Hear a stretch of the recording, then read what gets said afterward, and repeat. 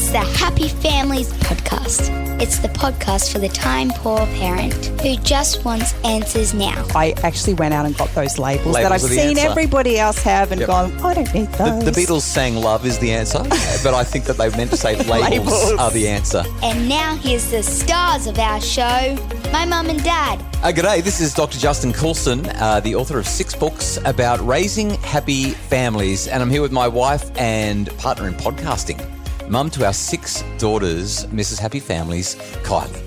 So we've been getting some really awesome feedback lately. Even though we've been on holidays, we've been getting awesome feedback. We really appreciate your 5-star reviews. In fact, we appreciate all of the reviews. We got a 3-star review that I'm going to share with everyone later on in the week. It's the first time we've ever not gotten a 5-star review. It is. And we take all of your feedback seriously, even the 3 stars. But this one's 5. I can't believe I'm teasing, saying, hey, listen up, there's going to be a car crash in a few days. We got a 5-star review from Oz Dentist, who said, informative podcast in a light and easy listening format, really short and simple. Dr. Justin Coulson and Kylie are so easy to listen to. They provide great perspective to many of the everyday challenges we face raising our children.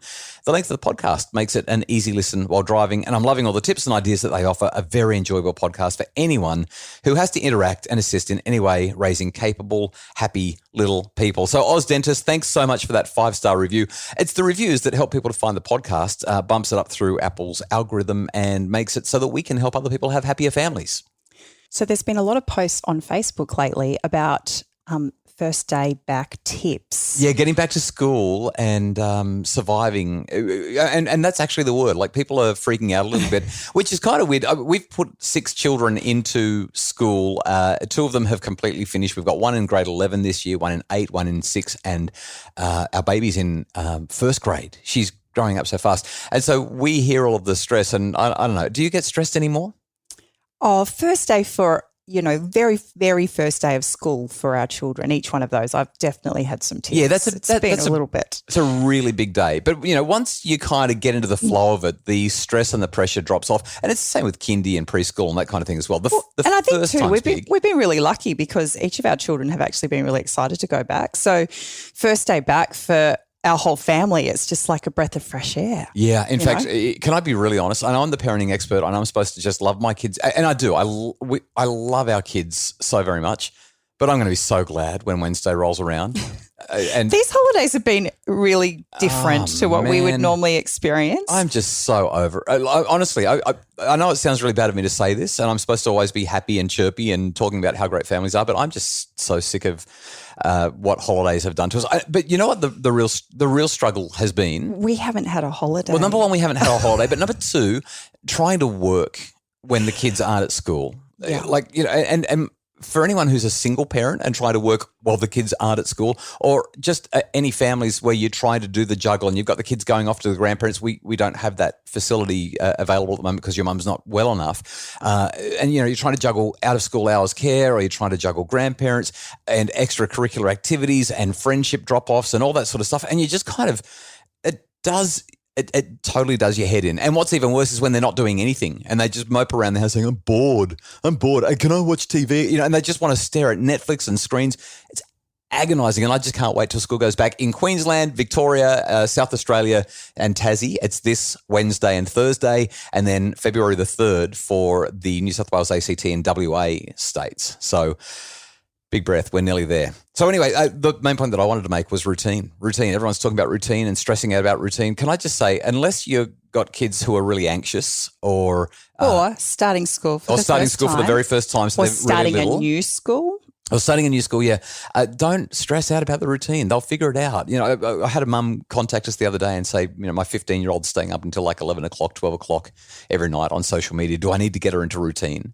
And I was like, what? She's 15. She'll figure it out by day 2. She's going to be really tired on day 1 and be horrible to be around. And on day 2, it's going to be okay. But fair call.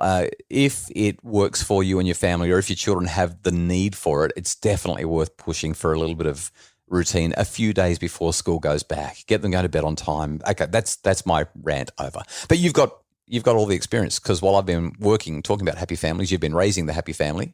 Can we talk about some of your tips to help mums and dads get their kids organised for school? Well, I wouldn't have thought this would be my first tip, but after having a conversation with a friend of mine who actually works in the state school system, my number one tip is make sure your children are enrolled. So she has had some kids show up that aren't enrolled or something? 10 children on her first day back at school, which is supposed to be the week before school where teachers get to do all of the things that they need to do. They had 10 preppies show up. That's pretty funny, actually. It's kind of like, do my kids go here? But fair enough. I mean, some people might not know that you have to enroll. You just think you walk in on day one and say, well, we're here. What do we do now? It's good to enroll and buy the uniform and the school bag. Hey, we've got a bunch of other tips, though, that you've been thinking through. Let's talk about them right after this break. It's the Happy Families Podcast. Are screens creating tension at home? Tweens, Teens and Screens is a webinar to guide families to healthy, safe super screen solutions. Buy it today at happyfamilies.com.au/shop. It's the Happy Families Podcast, the podcast for the time-poor parent who just wants answers now. And we are talking today about some tips to help everybody with that first day back at school. So get the routine organised to the extent that it's necessary for your family. Some families need it more than others. Make sure, especially if you've got little kids, whether they're going to daycare, kindy, prep, grade one, whatever it is, make sure that they're enrolled. That was the other big big tip.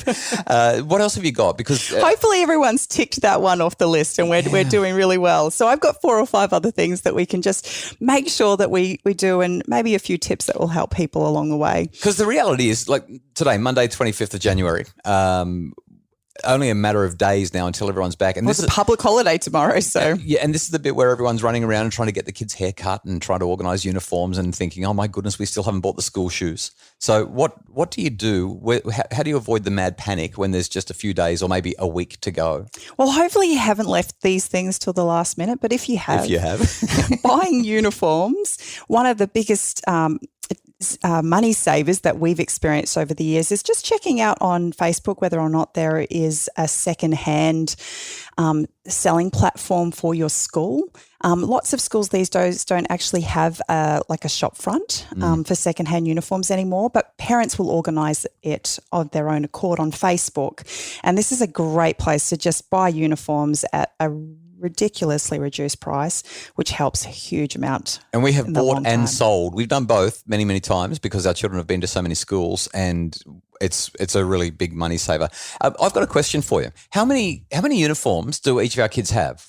So in the beginning, I used to buy one a day. So I'd have 5 uniforms for, one for each day of the week for my 6 children. Right, well, that explains why our washing pile was so big because, that's 30 uniforms at the end of the week. Yeah, it was a really big lot. But over the years, I've recognised that I actually probably don't need that. And if I'm doing the washing regularly, which I do, then I can have 2 formal uniforms and 1 sports uniform, because generally speaking, they do sports on a Tuesday and a Thursday. They're not back to back. Yeah, so there's a money savings there and also a time saving, hopefully. Some families might need different than that, but so 2 regular uniforms, 1 sport uniform, and hopefully that'll get most families through. Save some money, save some time. Yeah. Okay, what other tips have we got? Just make sure they're ironed, mended if you're going to the same school, and have them set out the night before. And put the labels in them. Oh, definitely labels. Because by the end of winter, you'll have lost at least 3 or 4 jumpers, and that's even with the labels in. You'll lose even more otherwise. So labels on lunch boxes, labels in shoes, labels on socks, label everything. My next tip is shoes. Shoes, over the years, we've tried so many different options, and we have just found that while you'll spend a lot more by going to a certified shoe fitter and buying a really good quality pair of shoes in the long run. Yeah. Not only will your children's feet and body benefit from it, but your bank account actually will be glad for it as well, because you won't be replacing shoes. Our girls get a pair of shoes at the beginning of the year and it lasts them the whole year. So #not sponsored. Just want to be really clear about that. We stopped buying Clarks for a year or 2 because we had no money. We were students. It was too much of a struggle.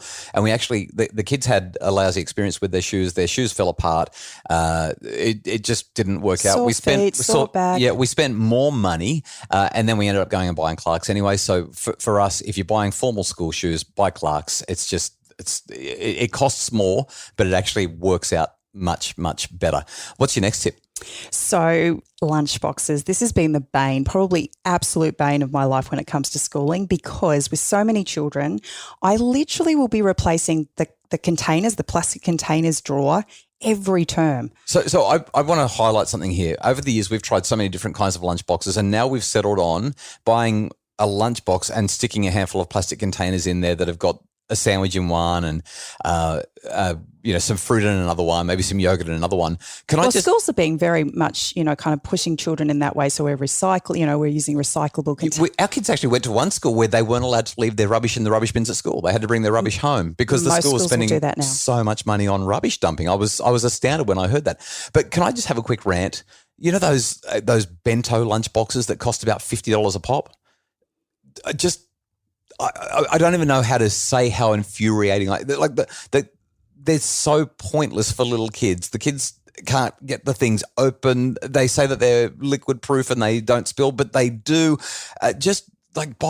Don't spend a fortune on lunch boxes. Just send it in a paper bag or a couple of plastic containers. Put a label on it. Lucky you're not doing lunch. No, come on. I'll put your lunch in a paper bag and see how you feel about it after it's been joggling around in your school bag all day. I just think we make too much of a big deal about lunch boxes. And the amount of money that you've made me spend on them over the years. Well, I haven't, because I actually was so excited when I went into the container drawer. I want to say Tupperware, but you get me in trouble all the time. Yeah, we don't have Tupperware. The kids have lost all the Tupperware. We spent too much money on Tupperware. Now we buy the cheap stuff from Coles or But the container drawer, when I went to sort through and work out what I was going to have to go and buy and replace for this year, I don't have to replace a thing. Really? After 18 months, I found a new system. Labels. I brought everyone a set with different sized containers in it. So they've got 5 containers, all different sizes. Yep. And then I actually went out and got those labels that I've seen everybody else have and gone, I don't need those. The Beatles sang love is the answer, but I think that they meant to say labels are the answer.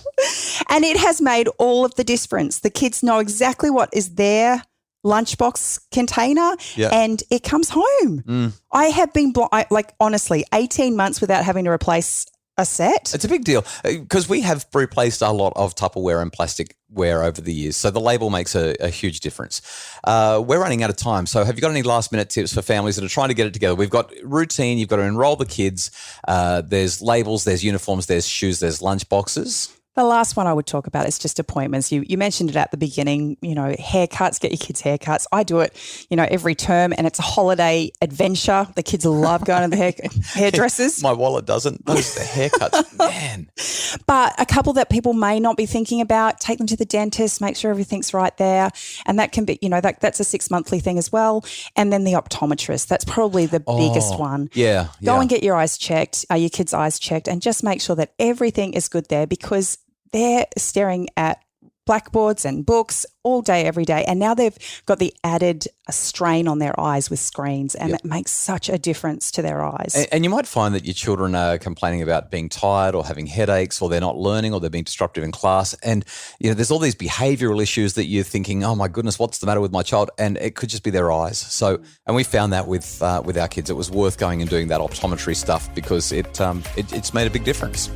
So hopefully you've been able to tick the box with all of these. You've already done them, but if not, hopefully you'll find something helpful. Without falling into a mad dash and stress because of all the ideas that colleague just shared with you. We really hope that you enjoyed this podcast. We've really tried to be as practical as we can with getting back to school. If you do enjoy the podcast, please be like Oz Dentist and share a 5-star review on Apple Podcasts so that other people can find out about it and make their families happier. Justin Rulon from Bridge Media is our producer. Craig Bruce is our executive producer. And if you'd like more information about making your family flourish, please check out the Happy Families membership. We would love to welcome you to the Happy Families family. You can get all the information at happyfamilies.com.au.